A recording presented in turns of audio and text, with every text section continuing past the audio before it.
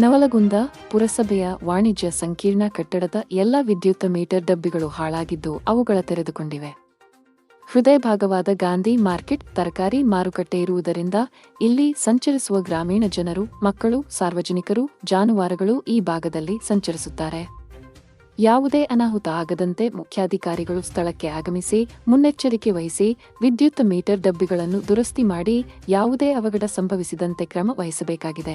ಇನ್ನು ಪುರಸಭೆಯ ವಾಣಿಜ್ಯ ಸಂಕೀರ್ಣದ ವಿದ್ಯುತ್ ಮೀಟರ್ಗಳು ಹಾಳಾಗಿ ವಿದ್ಯುತ್ ತಂತಿಗಳು ಹೊರಬಿದ್ದಿರುತ್ತವೆ.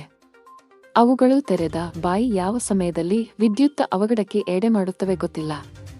ತಕ್ಷಣ ಪುರಸಭೆ ಅಧಿಕಾರಿಗಳು ಸ್ಪಂದಿಸಬೇಕೆಂದು ಸಾರ್ವಜನಿಕರು ಒತ್ತಾಯಿಸಿದ್ದಾರೆ. ಪ್ರಜಾದನಿ ಕನ್ನಡ ನ್ಯೂಸ್ ನವಲಗುಂದ.